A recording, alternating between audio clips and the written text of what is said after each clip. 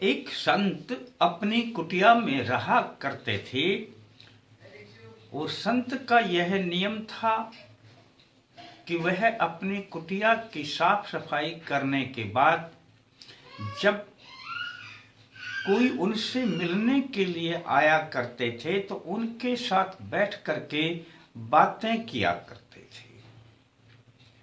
उनसे बड़े बड़े विद्वान भी उनके पास आते तो उनसे कुछ ना कुछ पूछा करते थे। देखने में संत बिल्कुल साधारण थे, परंतु उनके पास जो भी आता उनकी समस्याओं का समाधान वे उन्हें अवश्य बताया करते थे और आने वाले बड़े खुश होकर के जाया करते थे। उनकी समस्याओं का निदान भी हुआ करता था। एक बार एक उनके शिष्य ने पूछा, गुरुजी, आप जब कोई आते हैं तब उनके पास बैठकर काफी देर बात करते हैं, तो आपकी बातें जो आप उनकी समस्या का समाधान है वह तो 2 ही मिनट में आप बता देते हैं, फिर भी आप इतनी देर बातें क्यों करते हैं उनसे? संत ने कहा कि मैं तो उन्हें अपनी 2 मिनट में ही अपनी बात बता देता हूं, परंतु अब जो मैं बात करता हूं वह मैं उनसे कुछ ना कुछ सीखता हूं। हर व्यक्ति के पास अपनी कोई ना कोई प्रतिभा ज्ञान अवश्य हुआ करता है। कोई भी मनुष्य पूर्ण नहीं होता। तो उनके पास जो होता है मैं उनसे बातचीत के द्वारा ग्रहण कर लेता हूं और बस वही छोटी छोटी बातें ग्रहण करके मैं अपने जीवन में उनका उपयोग करता हूं। शिष्य ने पूछा, गुरुजी, आप कभी खाली भी नहीं रहते हैं?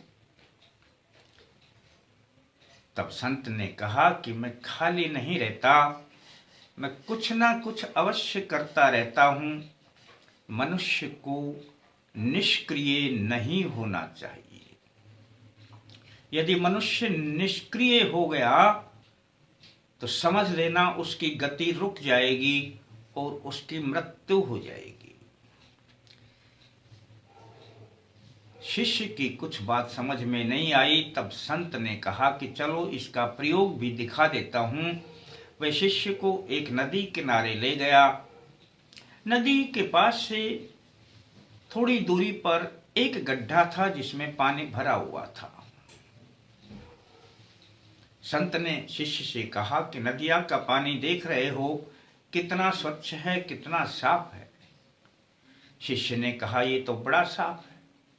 अब इस गड्ढे के पास आ जाइए। इस गड्ढे में से सड़ने की बदबू आ रही है। छोटे छोटे कीटाणु भी पैदा हो गए हैं और ये उसी नदी का पानी है, कोई अलग पानी नहीं है। वह इसलिए कि यह पानी अपनी जगह पर रुक गया है, इसमें गति नहीं है और गति नहीं है तो इसमें बदबू हो गई और कीटाणु पैदा हो गए। मनुष्य भी यदि रुक जाएगा, उसकी गति रुक जाएगी, तब सब कुछ बर्बाद हो जाएगा। इसलिए हमें कुछ ना कुछ करते रहना चाहिए और हमेशा कुछ ना कुछ सीखते रहना चाहिए।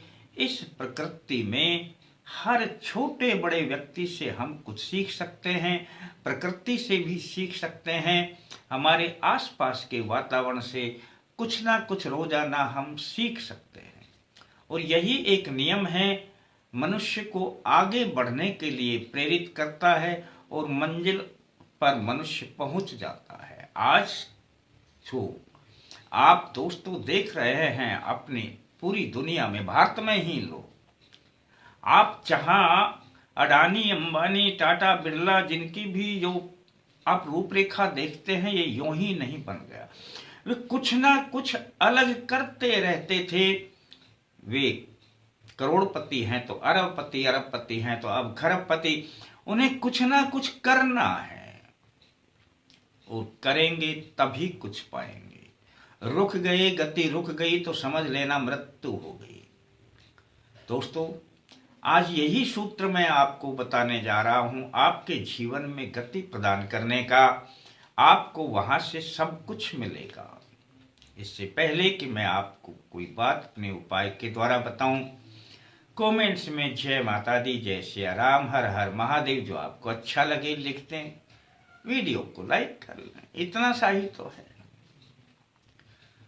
दोस्तों, एक पुस्तक है रामचरितमानस, और रामचरितमानस में इतनी बातें, इतना ज्ञान, इतने दृष्टांत भरे हुए हैं कि आप जब पढ़ेंगे, उनके अर्थ को पढ़ेंगे तो एक एक दृष्टांत आपके सामने आने लगेंगे और आप उनसे बहुत कुछ सीख सकते हैं। जैसे ही आप सीखना प्रारंभ करेंगे, आपके अंदर एक नई ऊर्जा, नई गति आने लगेगी। और दोस्तों, सबसे बेहतर क्या होगा, यदि आप निरंतर रामचरितमानस 10-15 मिनट पढ़ना शुरू कर देते हैं तो हनुमान जी और राम जी की इतनी कृपा आने लगेगी कि आपके काम स्वतः ही होने लगेंगे और आप भी कृपा के पात्र बन जाएंगे। दोस्तों, यह प्रयोग छोटा नहीं है, परंतु एक बार आजमा करके देखिए कि यह पुस्तक से ज्ञान तो मिलेगा ही मिलेगा, गति तो आएगी ही आएगी। आपके जीवन में नई उमंग आएगी। घर का जितना नकारात्मकता है सब बाहर निकल जाएगा, सकारात्मकता प्रवेश करेगी। किसी का कुछ भी घर पे बंधन है, किया कराया है, टूट जाएगा। केवल रामचरितमानस के पढ़ने से, बस 15 मिनट पढ़ें, उसके बाद जहां तक पढ़ा है अपना कागज लगा दें, अगले दिन उससे आगे पढ़ें। इतना सा ही तो है। अब आप पूछेंगे जी किस दिन से शुरू करें, कितने दिन पढ़ना है? आपकी मर्जी हो, जब आप पुस्तक ले आए तभी से पढ़ना शुरू कर देना। कभी बीच में छूट भी जाए तो कोई बात नहीं, और जहां तक हो अपना एक नियम बना लें कि मैंने ये 10-15 मिनट पढ़ना ही पढ़ना है। दोस्तों, यदि आपने यह नियम बना लिया तो समझ लेना आपके अंदर भी वो गति पैदा हो जाएगी, वो सहजता आएगी, वो ज्ञान आएगा, वो विद्या आएगी, और आपके ऊपर हनुमान जी और राम जी की आएगी भरपूर कृपा। आप आजमा करके तो देखें। किसी ने सब्सक्राइब ना किया है तो सब्सक्राइब कर लें, घंटी को दबाकर आल को दबा दें। अच्छा लगता है तो किसी को शेयर अवश्य करें। फिर मिलते हैं दोस्तों नए अंक के साथ, तब तक के लिए जय माता दी।